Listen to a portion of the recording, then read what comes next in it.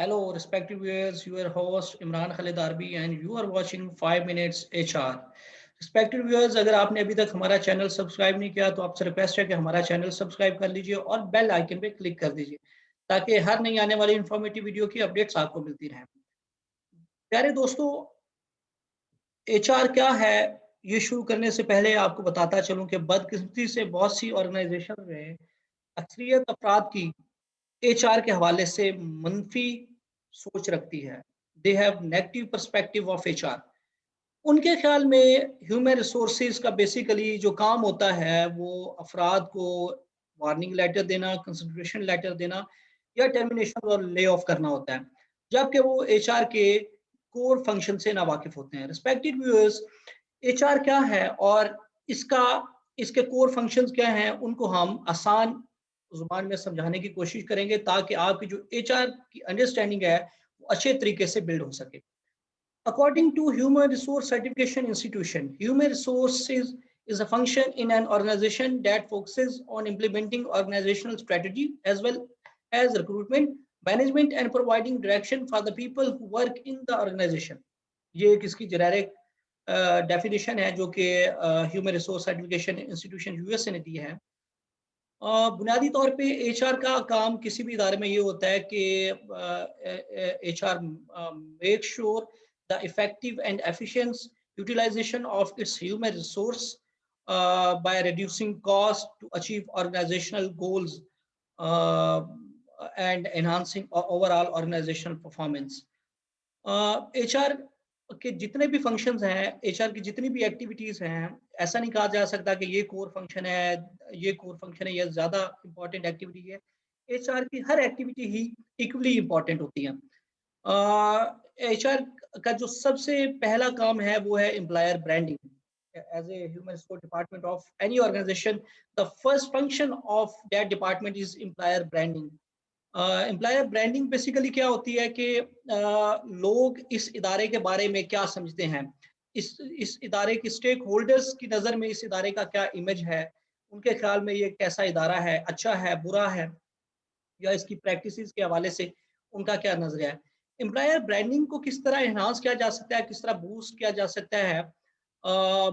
H R make sure करता है कि they are providing competitive working environment, they make sure that they are offering competitive benefits and compensation packages to its employees. They make sure they are maintaining diversity and equity in the organization, and they are also providing learning and career opportunities. तो ये वो चीज़ें हैं, वो practices हैं जिससे किसी इदारे की जो है वो गुडविल, जो है गुड इमेज स्टेक होल्डर्स की नज़रों में अच्छा किया जा सकता है, और इसी चीज़ को हम एम्प्लॉयर ब्रांडिंग कहते हैं। और ये बहुत ज़रूरी है रिक्रूटमेंट एंड सिलेक्शन के लिए, क्योंकि इदारे की जिस तरह की रिप्यूट अवाम की नज़र में होगी उतना ही बेहतर या अच्छा रिस्पॉन्स है जो वो पोटेंशियल कैंडिडेट की तरफ से आएगा। अगर एक इदारे की जो है वो रेप्यूट अच्छी नहीं है तो डेफिनेटली लोग नहीं चाहेंगे कि वहाँ पे वो अप्लाई करें डिफरेंट जॉब्स के लिए। अगर उसकी रिप्यूट अच्छी है तो डेफिनेटली बहुत सारे लोग चाहेंगे कि वहाँ पे वो अप्लाई करें और वहाँ पे वो काम करें और वहाँ पे अपना जो है एक्सपीरियंस गेन करें और एक अच्छा एक्सपोजर लेना चाहेंगे वहाँ से। Recruitment and selection, attracting people. बुनियादी तौर पे रिक्रूटमेंट सिलेक्शन का जो काम होता है potential available candidates in the market में जो होते हैं उनको अट्रैक्ट करना होता है टू द करंट और future open vacancies and positions in your organisation. ये किस तरह किया जा सकता है? डेफिनेटली जब आपकी एम्प्लॉयर ब्रांडिंग स्ट्रॉन्ग है, आपका पब्लिक इमेज अच्छा है आपकी ऑर्गेनाइजेशन का, तो डेफिनेटली जो पोटेंशियल कैंडिडेट हैं वो आपकी करंट वैकेंट पोजीशंस या फ्यूचर वैकेंट पोजीशन के लिए अप्लाई करना पसंद करेंगे। और इससे क्या होगा कि आपके पास एक best suit right people for the right job जो है वो आप उसको मेक श्योर कर सकेंगे। अच्छा, इसके बाद जब कोई फर्द हायर हो जाता है, आप उसको रिक्रूट कर लेते हैं, सिलेक्ट कर लेते हैं, तो उसके बाद जो अगला प्रोसेस होता है वो pre boarding, orientation, on boarding and talent development. Pre boarding basically ये होता है कि once you finalised and candidate, और उसके बाद जो पीरियड होता है उसकी फाइनलाइजेशन का और ऑर्गेनाइजेशन को ज्वाइन करने का। इसके दौरान इस समय में जो पीरियड होता है उसमें आप उसको ईमेल्स के ज़रिए, लेटर्स के ज़रिए ऑर्गेनाइजेशन के हवाले से कुछ मटेरियल भेजते हैं, उसकी अंडरस्टैंडिंग बिल्ड करने के लिए, उसकी जॉब के हवाले से और दीगर इस तरह का जो आपका ऑर्गेनाइजेशन लिटरेचर होता है उसको भेजते हैं, ताकि वो अपनी basic understanding of the organisation जो है उसको मेक श्योर कर ले और उसको जो है वो अपना नाउ हाउ थोड़ा बिल्ड कर ले। उसके बाद क्या होता है कि जब वो फर्द आपको ज्वाइन करता है फाइनल जिस डे में आके, जिस दिन को वो आपको ज्वाइन करता है उस दिन उसकी ओरिएंटेशन स्टार्ट हो जाती है। आप उसको उसकी जॉब के हवाले से बताते हैं, ऑर्गेनाइजेशन के हवाले से बताते हैं, दीगर डिपार्टमेंट्स के हेड्स के साथ मिलाते हैं, उसकी टीम के साथ, सुपरवाइजर, एचओडी के साथ मिलाते हैं। इसको ओरिएंटेशन कहते हैं। ये डिपेंड करता है 1 डे से लेके 6 वीक तक, 2 मंथ्स तक, और डेफिनेटली ऑर्गेनाइजेशन के कल्चर और फिलॉसफी डिपेंड करता है कि ये किस हद तक जो है इसको एक्सपेंड किया जा सकता है। On boarding basically it's a broader concept. ये जो होता है ये ओरिएंटेशन के बाद स्टार्ट होता है और it may take from 6 weeks to 6 months और even it can take 2 years। Onboarding basically ये होता है कि आप उस फर्द को जो आपने हायर करते हैं उसको ऑर्गेनाइजेशन के मुख्तलिफ डिपार्टमेंट्स में काम करने की अपॉर्चुनिटीज फराहम करते हैं, नाउ हाउ देते हैं तमाम डिपार्टमेंट्स की, बिजनेस एकुमेंट जो है उसका वो बिल्ड करते हैं। और आफ्टर ऑन बोर्डिंग आप ज़्यादा अच्छी पोजीशन में होते हैं ये डिसाइड करने में कि ये कौन से डिपार्टमेंट में आप इसको ज़्यादा इफेक्टिवली यूज कर सकते हैं। Development is broader than all of these prior concepts. Basically आप गाहे बगाए करंट और फ्यूचर नीड को सामने रखते हुए आपने जो अफराद हैं, आपके जो लोग हैं ऑर्गेनाइजेशन में, उनको गाहे बगाए जो ट्रेनिंग एंड डेवलपमेंट की एक्टिविटीज करवाते हैं ताकि जो चैलेंजेस हैं, रिस्क हैं, उनसे निपटा जा सके, वो इसके अंडर आते हैं। हम इंशाल्लाह आगे जो हमारे एचआर को के फंक्शंस को हम वन बाय वन लेके चलेंगे, वहां पे इनकी डिटेल्स को डिस्कस करेंगे। चूंकि ये अभी सिर्फ इंट्रोडक्शन का है तो सिर्फ इंट्रोडक्शन की हद तक यहाँ पे आपको बताया जा रहा है। Compensation and benefit.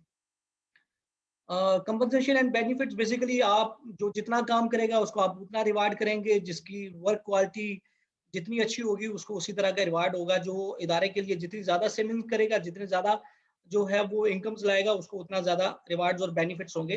Basically compensation and benefits जो भी अफराद आपके इदारे में काम करते हैं उनको जो मुआवजा दिया जाता है डायरेक्ट और इनडायरेक्ट वे में। कंपनसेशन जो होता है वो उनकी डायरेक्ट वर्किंग के अगेंस्ट दिया जाता है और बेनिफिट्स होता है जो इनडायरेक्ट वे में उनको ये मॉनेटरी भी हो सकते हैं, नॉन मॉनेटरी भी हो सकते हैं।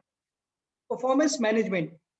परफॉर्मेंस मैनेजमेंट बेसिकली अच्छा यहाँ पे एक चीज और बताता चलूँ, अमूमन लोग परफॉर्मेंस मैनेजमेंट और परफॉर्मेंस अप्रेजल को एक साथ जो है वो मिक्स कर देते हैं, उसको सेम टर्म्स और कंसेप्ट के तहत लेते हैं, जबकि these both are very different from each other.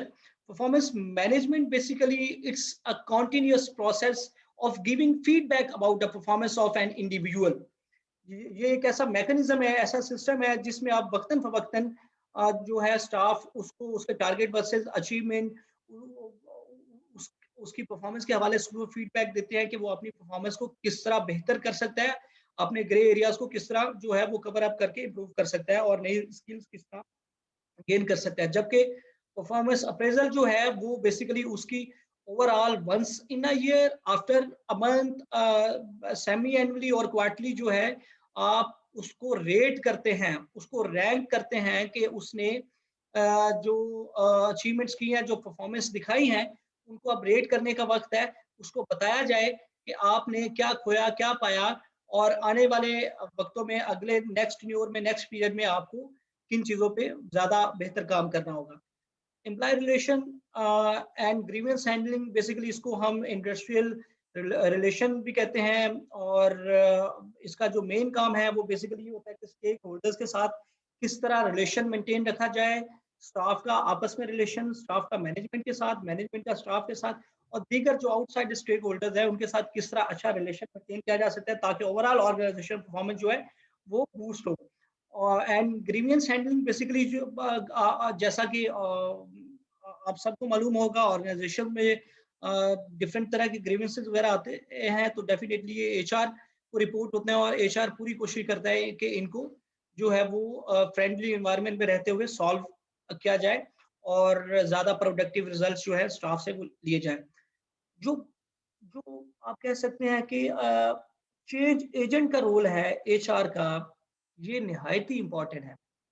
In sense कि ऑर्गेनाइजेशन में जितनी भी पॉलिसी मेकिंग होती है, क्वालिटी मैनेजमेंट सिस्टम्स, आईएसओ पे वर्किंग वगैरह होती है, एचआर का उसमें बहुत अहम रोल होता है। एचआर इस चेंज को लीड करता है और एचआर बेसिकली आप कह लें कि चेंज एम्बेसडर एचआर को कहा जा सकता है, जो बेसिकली जिस तरह एनवायरनमेंट में आपकी मार्केट में चेंजेस वगैरह हो रही होती है, आपकी फील्ड में, आपकी इंडस्ट्री में जो चेंजेस हो रही होती हैं, एचआर उसको लीड करता है। मैनेजमेंट को कन्विंस करता है इन चेंजेस पे और मेक श्योर करता है कि ये जो लेटेस्ट चेंजेस हो रही हैं इस फील्ड में इनको अडॉप्ट किया जाए और ये जो अडॉप्शन बेसिकली होती है इदारे की बेहतरी के लिए होती है, इसकी सर्वाइवल के लिए होती है और ये चेंज इसलिए ज़रूरी होता है कि जो आपका कम्पिटिटिव एडवांटेज है आप मेक श्योर करें कि आप उसको सस्टेन किए रहें और ये चेंज एजेंट का जो रोल है डेफिनेटली मुश्किल रोल है बट ये एचआर परफॉर्म करता है और एचआर इसमें काफ़ी हद तक सक्सेसफुल होता है मैनेजमेंट को कन्विंस करने में, एम्प्लॉय को कन्विंस करने में और ओवरऑल ऑर्गेनाइजेशन की स्ट्रेटजी को चेंज करने में। अच्छा, जितने भी ये सब एचआर के काम हैं, जितनी भी एचआर की एक्टिविटीज़ हैं, ये आप मेक श्योर कीजिए कि ये तमाम एक्टिविटीज़ एचआर की अलाइन्ड होती हैं ऑर्गेनाइजेशनल फिलॉसफी के साथ। ऑर्गेनाइजेशन की फिलॉसफी क्या है, ऑर्गेनाइजेशन का विजन, मिशन, स्ट्रैटेजी क्या है, ये हर एक्टिविटी बड़ी कैलकुलेटेड होती है, जो कि टोटली मेक श्योर किया जाता है कि ये organisation philosophy, vision and mission के साथ अलाइन्ड हो, तभी जो है ये हम तमाम अफराद की तमाम एक्टिविटीज़ की जो है परफॉर्मेंस उसको मेजर कर सकते हैं, अदरवाइज़ जो है वो मुश्किल हो जाता है। तो ये बेसिकली एक एचआर का आसान ज़ुबान में छोटा-सा इंट्रोडक्शन था। इंशाल्लाह हमारी जो नेक्स्ट वीडियो होगी, लेक्चर 2 होगा, वो हम एम्प्लॉयर ब्रांडिंग पे उसको जो है वो करेंगे। आप सब दोस्तों का बहुत शुक्रिया। अगर आपको वीडियो पसंद आई हो तो अपने दोस्तों के साथ शेयर कीजिएगा। अगर आपने अभी तक हमारा चैनल सब्सक्राइब नहीं किया तो आपसे रिक्वेस्ट है कि काइंडली हमारा चैनल सब्सक्राइब कर लीजिए। Thank you.